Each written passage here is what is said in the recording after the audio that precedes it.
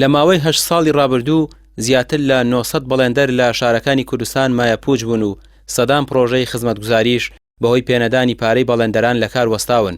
بەڵێندەران بەهۆی پێنەدانی پارەکانیان لەلایەن بانکەکانەوە دەڵێن متمانیان بە حکومەت نەماوە و پارەکانیان پێنەدرێت ئامادەنین کار بکەنەوە.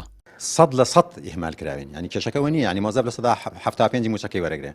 ئێمە لە 100 سەرەت و سامانەکەمان دەستی بەسەرداگیرەوە. کێشەکەەوە ئێمە چەکی دەستمان ئەو پارەیە کە ئیش پێ دەکەین. ئێمە کە مقاولاتێکەکەین ئێمە مستەسمیر نین. مستەسمیر فەرقی هەیە لەگەڵ بەڵێن. ئێمە بەڵێندەرین لە ئیشەکەمان لە 5 بۆ 10 قانزازەکەین. ئێمە سەر ڕاوی 5 بۆ 10 قانزازەکان 100% ئیمکانێت، ینی دەستیان بەستوین، ینی کوشتویانین بەکوردی. ئەمەی کە حکومەت یاریێم لەگەڵ بەڵێندەرێکا غەدرە، زوڵمە، ستەمە. ینی تۆ بە هیچ قانونێک لە هیچ شوێنێکی دنیا نییە کەسێک پارەی لە بانک هەبێ پاشی 10 ساڵ پارەکە نەدەیتەوە.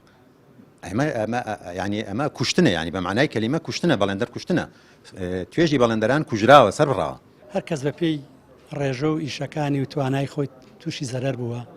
ئێمە ڕێکخراوێکی پیشەین، ڕێکخراوێکی بەخشینین، ڕێکخراوێکی ئاوادانکردنەوەی وڵاتین، ڕێکخراوێکی بنیادنان و خزمەتگوزارین. لە حەقەتا زوڵمێکی گەورەمان لێکراوە بەهۆی پامەد نەبوونی خاوەنکارەوە لە گرێبەستەکانیانە کە پارەکانیان لە پارەکانمان لە بانقەکانە جامد کراوە. هیچ تەعاملێک بە چەکەکانمانەوە ناکرێ. ئەلبەتە ئەوەی کە خاوەنی پرۆژەیە و خاوەنی ئیشە زیاتر تووشی ئەو زەرەر و کێشەیە بووە. مایەپووچبوونی ئەو بەڵێندەرانە بۆ ئەوە دەگەڕێتەوە کە چەندین ساڵە چەکی بانکیان بەدەستەوەیە و بۆیان ناکرێت بە پارە و بەڵێندەران دەڵێن حکومەت زیاتر لە 1 ملیار دینار قەرزاری بەڵێندەرانە و ئامادە نییە پارەکانیان بۆ بگەڕێنێتەوە. یعنی ئێمە داوا لە حکومەت دەکەین بە دوواداچوونکە بۆ کێشەکانمان ئەو پارانەی کە هەمانە بە زووترین کات بۆمان بگەڕێنێتەوە، چونکو ئێستا ئێمە لە ڕووی مادیەوە هیچ دەستکراوە نین و ناشتوانین دووبارە لەگەڵ حکومەتە ئیش بکەین، چونکو متمانە لە نێوان هاوڵاتی و بانقان نەماوە. لە هەموو دنیا ئیشی بانک متمانەیە. من پارێک بەرم لە بانک دای بنێم و دوای بڵێ بۆت نیێتەوە ئەم پارێ سەحب بکەی، ئەمە نییە لە هیچ کوێی دنیا. یعنی زۆر غەڵەتە. ئێستا هیچ متمانەیەک نەماوە، تەنانەت هاوڵاتیان پارەکانیان نەبن لە ماڵەوە دای ئەنێن. جاران خەڵک پارەیە برد لە بانک دای ئەنا.